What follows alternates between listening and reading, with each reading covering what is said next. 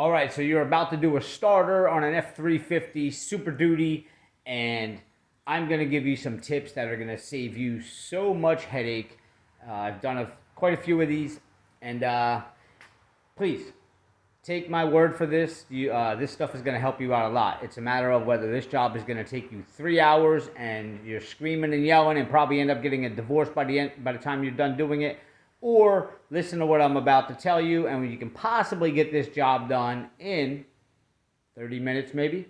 All right, so the things that are going to make this job really easy is, number one, get a set of goggles. Safety glasses are good. I like to wear these because when if you not have a lift and you're underneath of a truck on the ground, which most of you probably may be, this strap helps hold this onto your head when your head is moving around under there. Believe me when I tell you, there's going to be all kinds of stuff falling in your eyes. Don't try to do the job without these on. You're going to get something in your eye as soon as you crawl under there, and that's just going to ruin the whole job. You'll be screaming already.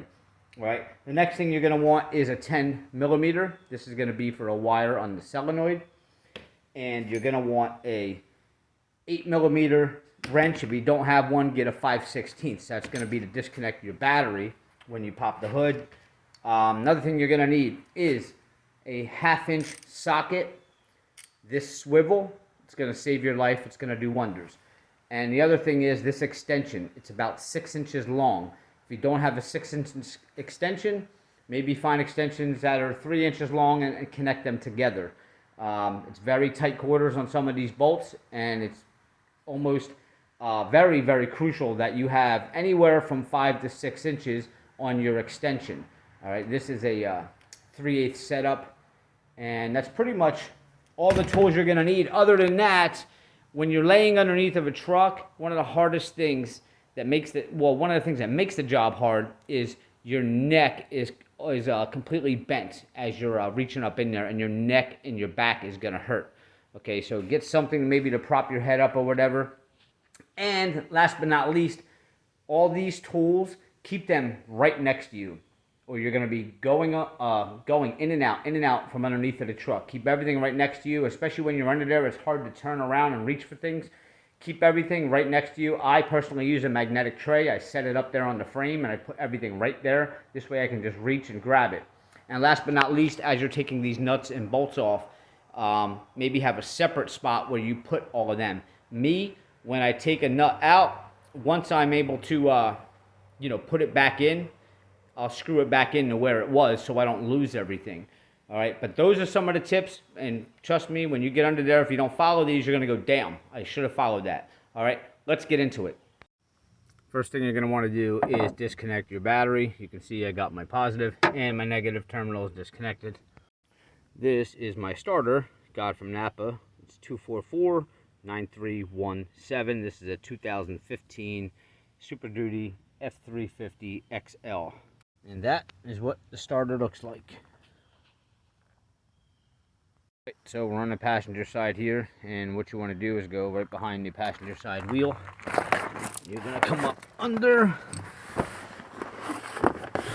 and look straight up, and there's the starter.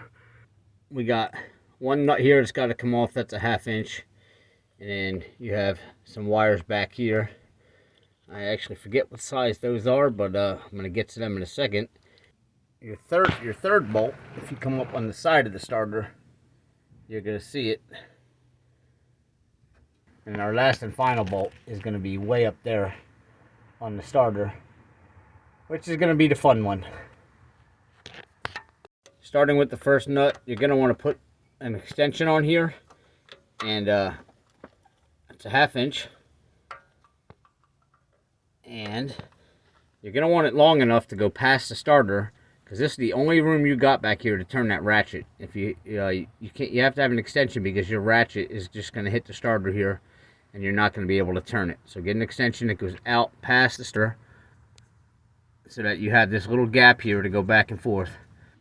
And I'm underneath the truck, so it's going to be kind of hard for me to do this with limited space with the camera. So I'm going to go ahead and take that nut off. Now this bottom bolt, instead of backing it all the way out, what you want to do is leave it in there just a little bit. All right, it's loose.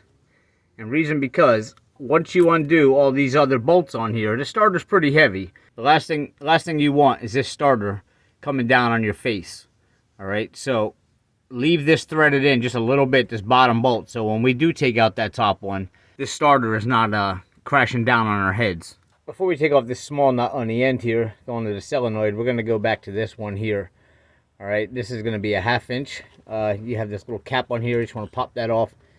Put a 1/2 inch on there with no extension. Remember, you don't have much room here. Just go straight from ratchet to the socket on this one. 1/2 inch.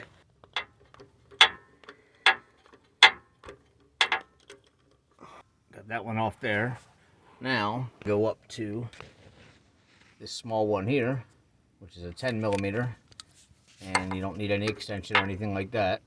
You just kind of put it on there and it should come off. Alright, so now we're going to get to that bolt on the side. You want to get out that extension, that 6-inch extension, and your 1/2 inch socket. And what you want to do is, don't put your ratchet on yet.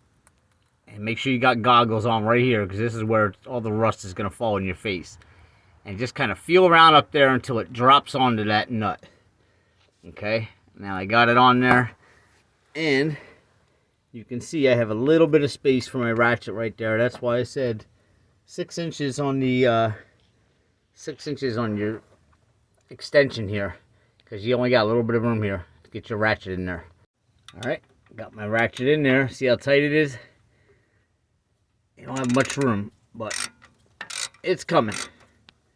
Now, once you have it loose, you're going to start closing that gap here as that bolt backs out for your ratchet to spin. So just put your extension up there once it's loose and back it out the rest of the way with your hand. And she's out. Alright, all the easy stuff's over with. Now's the hard part. It may go easy for you, but chances are it's not. So, I have my 6-inch extension on here, and I have my swivel at the end with my 1/2 inch. Now, this is going to be hard to do with one hand, but basically what you want to do is you want to use one hand to feel around where that nut is, and you're going to take your other hand and you're going to guide this up there. The reason why you have this swivel there is because you can't go straight on with it. You're going to have to feel around with one hand and guide this on the nut with the other hand. Alright, you can do it, but you are going to need that swivel because you can't go straight on with that nut. Alright. The top bolt is out. Alright. And trying to see if I can explain this to you. But you see where this exhaust meets right here? That is why you're going to need the swivel. Let me see if I can get this up there to where you can see where the bolt came out. There, you can kind of see it. Yeah, right there. So, you can't get straight on in here. You have to have that swivel in order to bend to go under this exhaust right here. And your extension is probably going to come out here on a little bit of an angle. You're not going to be straight on.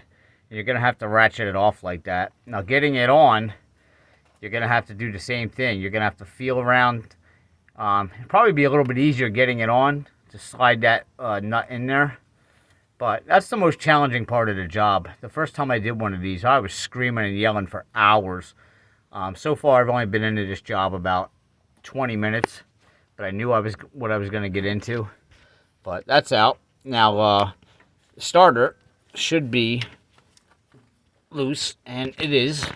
So I can go ahead and take this bottom bolt out now, and I should be able to shimmy this loose. Now there's your starter, side-by-side comparison. Hopefully you already matched these up before you ripped yours out and find out that you got the wrong one. And that's it, guys. That's how you get the starter out. Now putting it back in, from my experience, it's actually a little bit easier. But just follow all the steps backwards. Take your time and just stay calm, and you will get through it fast. It's tight quarters, and we just want to get stuff done nowadays and get on to the next project, right? But something like this, you just got to take your time. And I found that if you go into it with a really calm mindset, you'll be fine. All right, I remember the first time I did this, first, second, and third time, I actually had to walk away from these, and it just led on to hours and hours, all because pretty much of that top bolt. and I finally figured out the system with the little extension and the swivel and all that stuff. There's other guys that tell you you got to take motor mounts out and lift the motor up. You don't really need to go through all that. There's tricks for everything. All right, so guys, please hit subscribe below. Give me a like. If you have any questions, feel free to reach out to me, leave a comment. I try to get back to everybody. Sometimes I get back to you right away, but sometimes it takes a day or two. All right, and I'll see you next time.